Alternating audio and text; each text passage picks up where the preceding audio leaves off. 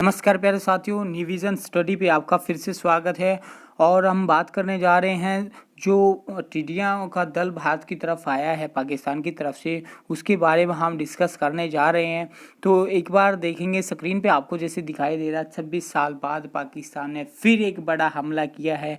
टिड्डियों के हमले से देश के किसान बहुत ज़्यादा परेशान हैं, क्योंकि उनकी जो फसलें थी वो इन्होंने बिल्कुल नष्ट कर दी हैं, तहस नहस कर दिया गया है। तो जो टिड्डियों का दल था उनके बारे में कंप्लीट जानकारी हम लेंगे। किस क्षेत्र में ये पाई जाती हैं, कहाँ कहाँ आई हैं, ये किन किन क्षेत्रों को इन्होंने प्रभावित किया है, और इनकी जो प्रजातियां हैं उनके बारे में डिस्कस करेंगे। ये कैसी जलवायु में पाई जाती हैं और इनका बचाव कैसे होगा, तो उसके बारे में आज इस वीडियो में फ़िलहाल कंप्लीट टिड्डियों के बारे में डिस्कस करेंगे। जैसे कि आपको स्क्रीन पे दिखाई दे रहा है, संदर्भ के बारे में बात करते हैं। कुछ पहले पिछले कुछ दिनों में एशिया और अफ्रीका महाद्वीप के 1 दर्जन देशों से अधिक टिड्डी दलों ने फसलों पर हमला किया है। देखिए, जो पाकिस्तान की तरफ से जो हमारी टिड्डियों का दल आया है उन्होंने भी, और जो देखिए अभी हम पूरे वर्ल्ड की बात कर रहे हैं, किन किन क्षेत्रों को प्रभावित कर दिया गया है, तो उनकी बात कर रहे हैं। तो उसके बाद हम बात करते हैं, संयुक्त राष्ट्र संघ का मानना है कि 3 क्षेत्र यथा अफ्रीका का हॉर्न क्षेत्र, लाल सागर क्षेत्र और दक्षिण पश्चिमी एशिया जो क्या है बेहद चिंताजनक क्षेत्र माने गए, क्योंकि इधर ही जो टिड्डियों का हमला हुआ है इन्हीं क्षेत्रों में हुआ है। तो आगामी परीक्षाओं में पूछ लिया जाएगा कि, क्योंकि करंट अफेयर में आती ये चीज़ें, तो यहाँ से एक आध क्वेश्चन बन सकता है, क्योंकि टिड्डियों का हमला बड़ी संख्या में हुआ है अब की बार। तो यहाँ से 1-2 क्वेश्चन बन जाएगा, किन किन क्षेत्रों में हुआ था, इनकी कौन कौन सी प्रजातियाँ पाई जाती हैं। तो ये यहाँ से जो यूपीएससी वगैरह में ऐसे क्वेश्चन पूछ लिए जाते हैं कई बार। तो अफ्रीका का हॉर्न क्षेत्र सबसे ज़्यादा प्रभावित हुआ है। जो टिड्डियों के दल से सबसे ज़्यादा अफ्रीका में हानि पहुँचाई गई है। इथोपिया और सोमालिया के टिड्डी दल दक्षिण में केन्या और महाद्वीप के 14 अन्य देशों में पहुंच चुके हैं। क्या टिड्डी दल जो है महाद्वीप के 14 जो अन्य देश हैं उन्होंने पहुंच चुके हैं। लाल सागर क्षेत्र की मैं बात कर रहा हूं। लाल सागर क्षेत्र में सऊदी अरब, ओमान, यमन और टिड्डी दलों के दल ने हमला किया है। वहीं दक्षिणी पश्चिम एशिया में ईरान, पाकिस्तान और भारत में टिड्डियों के झुंड ने फसलों को तहस नहस कर दिया है। देखिए, यहाँ से जो इम्पोर्टेंट क्वेश्चन बन रहे हैं मैं उनको एक बार अंडरलाइन कर देता हूँ। जैसे सबसे पहली तो बात यही है, कहाँ कहाँ पाई जाती हैं, ये 3 क्षेत्रों में पाई गई हैं जहाँ जहाँ इन्होंने नष्ट कर दी हैं फसलें। एशिया और अफ्रीका महाद्वीप में 1 दर्जन देशों से अधिक देशों में टिड्डियों का दल ने क्या है फसलों का हमला कर दिया है। उसके बाद मैं बात कर रहा हूँ सोमालिया, और ये ऐसे कुछ जो अफ्रीका हॉर्न के क्षेत्र में आते हैं जो देश, उनके बारे में कर दी गई है बात। 14 अन्य देश, ये केन्या वगैरह हो गया है। तो लाल सागर की मैं बात करता हूँ, अरब, ओमान, और यहाँ पे क्या है टिड्डियों ने हमला किया है। एशिया की अगर मैं बात करता हूँ, ईरान, पाकिस्तान और भारत की टिड्डियों ने झुंडों ने फसलों को भारी नुकसान पहुँचाया। देखिए, यहाँ से जो भी है, अब हम बात करेंगे जो भारत है, भारत में राजस्थान। देखिए, भारत के अब राज्यों की बात करेंगे हम, किन किन राज्यों में प्रभावित किया गया है। तो भारत में राजस्थान, गुजरात और पंजाब के सीमावर्ती गांवों में भारी मात्रा में टिड्डियों के झुंड आ चुके हैं, जिनसे खड़ी फसल को भारी नुकसान पहुंचा है। प्रभावित राज्यों की सरकारों को टिड्डी हमले के विरुद्ध उच्च सतर्कता बरतने के लिए लगातार परामर्श दिया जा रहा है। राजस्थान और मध्य प्रदेश के में आतंक मचाने के बाद टिड्डियों का दल उत्तर प्रदेश के झांसी पहुंच चुका है। कृषि विभाग के विशेषज्ञों के अनुसार यह दल लगभग 1 किलोमीटर के इलाके में फैला हुआ है। टिड्डियों के हमले की आशंका से मद्देनजर दमकल वाहनों को पहले से ही तैयार किया गया था और इन कीटों को भगाने के लिए कीटनाशक का गहन छिड़काव किया जा रहा है। जो इनसे बचाव के लिए देखिए छिड़काव किया जा रहा है, तो उनको बचाने के लिए देखिए बहुत सारी जो टिड्डियों का दल है, देखो जो सरकार है, सरकार भी बहुत सख्त हो चुकी है इस मामले को लेकर, ताकि जो किसानों की फसल है वो नष्ट ना हो। टिड्डी दल की बात मैं कर रहा हूँ। टिड्डी दल मुख्यतः टिड्डी एक प्रकार का उष्णकटिबंधीय कीड़े होते हैं जो कि जिनके पास उड़ने की अतुलनीय क्षमता होती है, जो कि विभिन्न प्रकार की फसलों को नुकसान पहुंचाती है। देखिए, टिड्डी इंसान को नुकसान नहीं पहुंचाती है, ये फसल को नुकसान पहुंचाती है, ये पेड़ पौधों को नुकसान पहुंचाती है, क्योंकि उनकी जो पत्तियां होती है उनको ये खा जाती हैं। टिड्डियों की प्रजाति में रेगिस्तानी जो टिड्डी है, सबसे खतरनाक और विनाशकारी टिड्डी कौन सी पाई जाती है? रेगिस्तानी जो टिड्डी है वो सबसे खतरनाक पाई जाती है। आमतौर पर जुलाई अक्टूबर के महीने में आसानी से हम इनको देख सकते हैं, क्योंकि ये गर्मी और बारिश के मौसम में ही सक्रिय होती हैं। तो उसके बाद मैं बात कर रहा हूँ, नेक्स्ट पॉइंट पे आता हूँ। अच्छी बारिश और परिस्थितियाँ अनुकूल होने की स्थिति में ये तेजी से प्रजनन करती हैं, और उल्लेखनीय है कि मात्र 3 महीने की अवधि में इनकी संख्या 20 गुना हो जाती है या बढ़ सकती है। तो अगर मैं बात कर रहा हूँ, अभी इन टिड्डियों के बारे में चल रही है चर्चा, आप देखेंगे हम इनकी प्रजातियों के बारे में डिस्कस करेंगे। अभी जो इनकी प्रजातियाँ हैं उनके बारे में हम बात कर रहे हैं।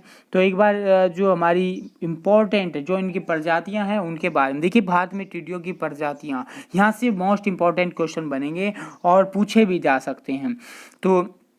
तो भारत में टिड्डियों की प्रजाति क्या है? भारत में टिड्डियों को निम्नलिखित 4 प्रकार की जो प्रजातियां पाई जाती हैं: रेगिस्तानी टिड्डी, प्रवासी टिड्डी और बम्बे टिड्डी और ट्री टिड्डी। देखिए, 4 प्रकार की टिड्डी हैं: रेगिस्तानी टिड्डी, प्रवासी टिड्डी, बम्बे टिड्डी, ट्री टिड्डी। तो यहाँ से जो हमारी प्रजाति है, यहाँ से आपका अगर कोई क्वेश्चन आते तो आप गलत नहीं कर पाएंगे। उसके बाद बात कर रहे हैं रेगिस्तानी जो टिड्डी है उसके बारे में चर्चा करेंगे, क्योंकि वो सबसे खतरनाक टिड्डी है। तो रेगिस्तानी टिड्डियों को दुनिया के सभी प्रवासी कीट प्रजातियों से सबसे खतरनाक माना जाता है।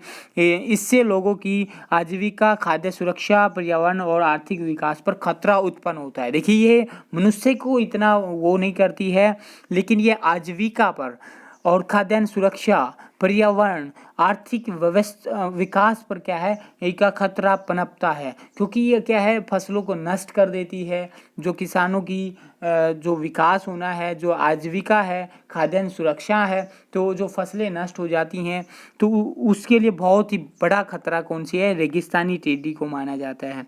ये व्यवहार बदलने की अपनी क्षमता में अपनी प्रजाति के अन्य कीड़ों से अलग होती है, और लंबी दूरी तय पालन करने के लिए ये बड़े बड़े झुंडों का निर्माण करते हैं, और सामान्य तौर पर ये प्रतिदिन 150 किलोमीटर तक उड़ सकते हैं। साथ ही 480 मिलियन टिड्डियाँ 1 वर्ग किलोमीटर के क्षेत्र में समायोजित हो सकती हैं। देखिए, 1 किलोमीटर क्षेत्र के अंदर 40 से लेकर 80 मिलियन टिड्डियाँ क्या है, 1 वर्ग किलोमीटर में संयोजित हो सकती हैं। ये एक अकेली रेगिस्तान मादा टिड्डी 90 से 80 दिनों के जीवन चक्र के दौरान 60 से लेकर 80 अंडे देती है। देखो, एक टिड्डी अगर 60 से 80 अंडे देती है तो देखो कितने अंडे हो जाएंगे, और उनकी काउंटिंग करेंगे। और देखिए, क्या समय से पूरा टिड्डियों का हमला पहली बार हुआ है, तो उसके बारे में डिस्कस करेंगे। तो वर्ष 1950 के बाद टिड्डियों का ऐसा हमला पहली बार देखने को मिल रहा है। दशकों के पहले टिड्डी प्लेग, जब 2 से अधिक निरंतर वर्षों के लिए टिड्डियों के झुंड का हमला होता है तो उसे हम प्लेग कहा जाता है। देखिए, ये भी मोस्ट इंपॉर्टेंट है। जो भी हमारे मोस्ट इंपॉर्टेंट क्वेश्चन बनेंगे उनको लास्ट में एक बार मैं अंडरलाइन कर दूंगा, तो वीडियो को लास्ट तक जुड़े रहिएगा, ताकि जो हमारे इस वीडियो का जो निचोड़ होगा वो लास्ट में बिल्कुल आपको 1 लाइनर क्वेश्चन के रूप में बता दिया जाएगा। तो के भयानक रूप को लंबे समय तक देखा गया। इस बार वे अच्छे मानसून के कारण लंबे समय तक इस क्षेत्र में मौजूद हैं। वर्ष 2019 में मानसून पश्चिमी भारत में पहले से ही जुलाई के पहले सप्ताह से 6 सप्ताह पहले शुरू हुआ था। विशेषकर टिड्डियों से प्रभावित क्षेत्रों में यह सामान्य रूप से सितंबर-अक्टूबर माह के बजाय 1 माह आगे नवंबर तक सक्रिय रहा। विषाक्त मानसून के कारण टिड्डी दल के लिए विस्तृत प्रजनन की परिस्थितियां पैदा हुई। इसके के साथ ही प्राकृतिक वनस्पतियों का भी उत्पादन हुआ, जिससे वे लंबे समय तक भोजन के लिए आश्रित रह सकती थी। क्या है कि भोजन के लिए वो आश्रित रही थी। अब बात करेंगे टिड्डियों को कैसी जलवायु चाहिए, कैसे जलवायु में ये पनपती हैं, कैसे क्या इनका रहता है, कहाँ से आई, अब देखेंगे इनको। रेगिस्तानी टिड्डे आमतौर पर अफ्रीका के निकट, पूर्वी और दक्षिणी एशिया के अर्ध शुष्क शुष्क रेगिस्तान और सीमित होते हैं, जो कि वार्षिक रूप से 200 मिमी जो 200 mm की बारिश जहाँ पे कम बारिश होती है वहाँ पर क्या है, पनपते हैं। तो सामान्य जलवायु जो परिस्थितियों में टिड्डियों की संख्या प्राकृतिक मृत्यु दर या प्रवासन के मध्य से घट जाती है। कुछ मौसम वैज्ञानिकों का मानना है कि टिड्डियों का इस प्रकार का प्रजनन, जो कि कृषि कार्यों के लिए चिंता का विषय है, हिंद महासागर के गर्म होने का एक अप्रत्यक्ष परिणाम है। जो माना जाता है जो टिड्डियों का प्रजनन है वो किसानों के लिए बहुत ज़्यादा खतरनाक होता जा रहा है, क्योंकि उनकी फसलें नष्ट हो जाती हैं। उनकी फसलों को ये टिड्डे जो उनकी पौधों की पत्तियां होती हैं उनको क्या है, नष्ट कर देती हैं। पश्चिमी हिंद महासागर में सकारात्मक हिंद महासागर दुर्द या अपेक्षाकृत अधिक तापमान पाया जाता है। परिणाम स्वरूप भारत समेत पूर्वी अफ्रीका में घनघोर वर्षा हुई है। जो भारत के समेत पूर्वी अफ्रीका के जो क्षेत्र आता है उसमें घनघोर वर्षा हुई, काफ़ी मात्रा में वहाँ पे वर्षा हुई। तो वर्षा के कारण नम हुए अफ्रीकी रेगिस्तान ने टिड्डियों के प्रजनन को बढ़ा दिया और वर्षा की अनुकूल हवाओं द्वारा इन्हें भारत की ओर बढ़ने में सहायता मिली। इससे अतिरिक्त कोरोना वायरस के प्रसार को रोकने हेतु जारी लॉकडाउन के कारण कीटनाशकों का बेहतर ढंग से छिड़काव न होने के कारण भारत, पाकिस्तान, अफगानिस्तान में नियमित रूप से सामान्य गति से प्रभावित किया जा रहा है। देखिए, लॉकडाउन होने के कारण जो हमारे को दवाइयाँ मिलनी थी, जिनके कारण जो किसान भाई है वो छिड़काव वगैरह कर लेते तो उनसे बचाव हो सकता था। लेकिन अब क्या है, लॉकडाउन था तो लॉकडाउन होने की वजह से कई बार जो सोशल डिस्टेंसिंग का ध्यान रखना था, तो इस मद्देनज़र रखते हुए वहाँ पर जो छिड़काव है वो टाइम पे नहीं हो पाया। इसी कारण से देखिए, बचाव की बेहतर तैयारी कैसे। जलवायु परिवर्तन का एक वैश्विक घटना है। अफ्रीका महाद्वीप अपनी सुभेद्यता के कारण टिड्डी दल के हमले में विश्व नज़र आ रहा है। अफ्रीकी हॉर्न देश मुख्य रूप से सामाजिक आर्थिक विकास के निम्न स्तर पर हैं। यहाँ की शोध कार्य को बढ़ावा देने चाहिए ताकि टिड्डियों के हमले से पूर्व व्यापक बचाव किया जा सके। रेगिस्तानी जो टिड्डियों का झुंड को निरंतर रखने के लिए और ऑर्गेनोफॉस्फेट जो रसायन होता है हमारा, केमिकल होते हैं, ऑर्गेनोफॉस्फेट जो हमारा है केमिकल है, तो फास्फेट को उसका छिड़काव किया जा सकता है। यहाँ की छिड़काव उन क्षेत्रों में करना चाहिए जहाँ कृषि कार्य नहीं किए जा सकते, क्योंकि यह एक विषाक्त रसायन है, मतलब बहुत ही घातक जो केमिकल है ये हमारा माना जाता है। और फसलों पर क्लोरोफ्लाईफॉक्स रसायन का छिड़काव किया जा सकता है, किया जाना चाहिए, क्योंकि जो टिड्डियाँ हैं वो उनकी पत्तियाँ फिर नहीं खाएंगी, क्योंकि केमिकल है, उससे उनको गंध आएगी, गंध आने से क्या है वो खाने से बच जाएगा, उनका बचाव हो जाएगा। तो ये जो हमारा क्लोरोफ्लाईफॉक्स रसायन है ये एक ज़्यादा विषीला पदार्थ नहीं है, ये बस ओनली टिड्डियों के लिए बचाव के लिए है। टिड्डियों के द्वारा दिए गए अंडे को नष्ट कर देना चाहिए और कृषि क्षेत्रों के आसपास खाइयों खोदकर अपृक्त टिड्डियों को जल और केरोसिन के मिश्रण में गिरा दिया जा सकता है। ड्रोन आदि का प्रयोग करके इनका प्रजनन स्थलों पर कीटनाशकों का छिड़काव करना चाहिए।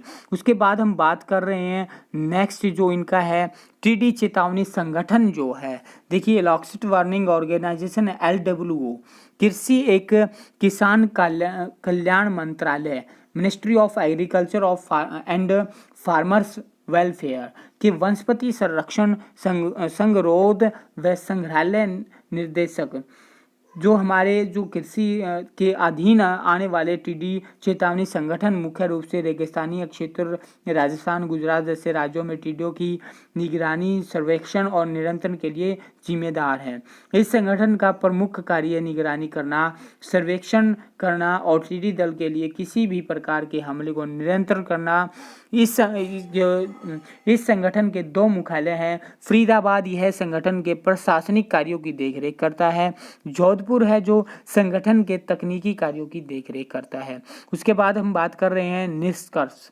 इस में जो निष्कर्ष है विश्व जो इनकी कैसे बढ़ रही थी उनके बारे में देखेंगे। वैश्विक तापमान जो हमारा देखिए जो तापमान बढ़ रहा है महामारी जैसे विषम आपदाओं को आमंत्रित करता है और आपदाओं की तीव्रता भी प्रदान करता है।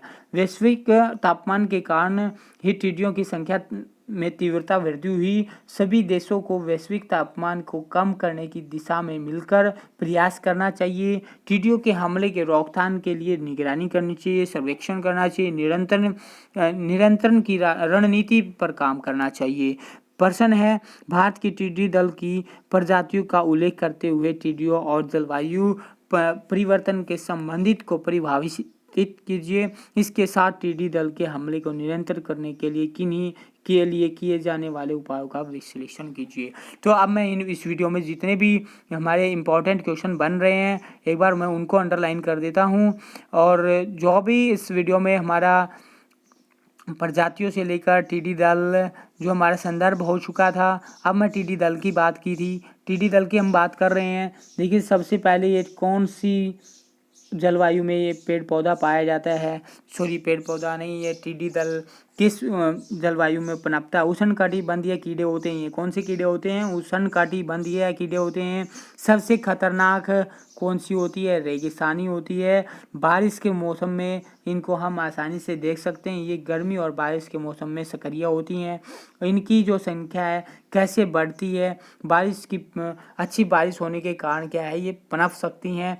उसके बाद हम बात कर रहे हैं जो इनकी प्रजातियां थी, प्रजातियों की बात करेंगे। देखो चारों प्रजातियां हमारी, पहले तो पूछा जाएगा भारत में टिड्डियों की कितनी प्रजातियां पाई जाती हैं। 4 प्रकार की जो टिड्डियां पाई जाती है। पहला रेगिस्तानी टिड्डी, प्रवासी टिड्डी, बम्बे टिड्डी, ट्री टिड्डी। तो अब नेक्स्ट देखेंगे। नेक्स्ट जो हमारा इंपॉर्टेंट क्वेश्चन बन रहा था टिड्डी, देखिए यहाँ पे हमारी क्या पूछ लेगा, यहाँ पे इनकी जो उड़ने की क्षमता है या कितने मिलियन 1 किलोमीटर में आ सकती है, यह यहाँ पे इतना इंपॉर्टेंट क्वेश्चन नहीं बनता है। तो आगे चलेंगे 1 लाइनर क्वेश्चन पे, यहाँ से एक आध क्वेश्चन बन जाएगा। देखिए 1950 के बाद पहली बार क्या है ये हमला देखने को मिला है। तो उसके बाद हम बात करेंगे जब 2 से अधिक निरंतर वर्षों से, जब देखिए 2 से अधिक निरंतर वर्षों से टिड्डियों के झुंड का हमला होता है तो उसे प्लेग कहा जाता है। ये पूछ लिया जाएगा प्लेग किसे कहा जाता है। तो ये बहुत इंपॉर्टेंट क्वेश्चन बनेगा।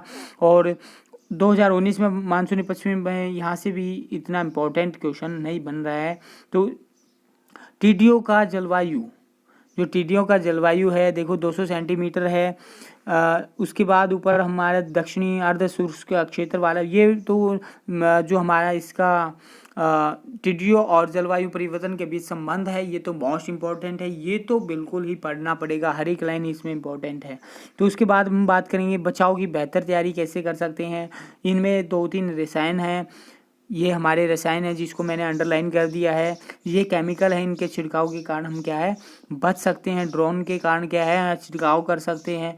ये हमारी फसल बचाने के लिए हम इनका प्रयोग कर सकते हैं। तो उसके बाद हम बात करते हैं चेतावनी संगठन। यहाँ से मोस्ट इंपॉर्टेंट क्वेश्चन है। एक तो इसकी डेफिनेशन ही पूछ लेगा, LWO की full form of the LWO, ये पूछ सकता है। उसके बाद मैं बात कर रहा हूँ तो हमारे जो कृषि है, कृषि संग्रहालय है, इसके जो संगठन है मुख्यालय है वो कहाँ है। एक तो जोधपुर में है, एक और फरीदाबाद में है। देखिए दोनों के दोनों इम्पोर्टेंट है, ये पूछ लिए जाएंगे आगामी परीक्षाओं में। तो उसके बाद हम बात करेंगे आज यहाँ से जितने भी क्वेश्चन बने थे जो हमारे आगामी परीक्षा हैं वहाँ पे इनसे रिलेटेड जो भी क्वेश्चन आपका होगा, डाउट होगा, आपका क्लियर हो जाएगा। और आज की वीडियो में फ़िलहाल इतना ही। Thanks for watching. Share, like and share and subscribe. और पीडीएफ के लिए भी आप ग्रुप ज्वाइन कर सकते हैं 9068795748। आज की वीडियो में फिलहाल इतना ही। कीप वाचिंग की support you on YouTube channel निविजन स्टडी। जय हिंद, जय भारत।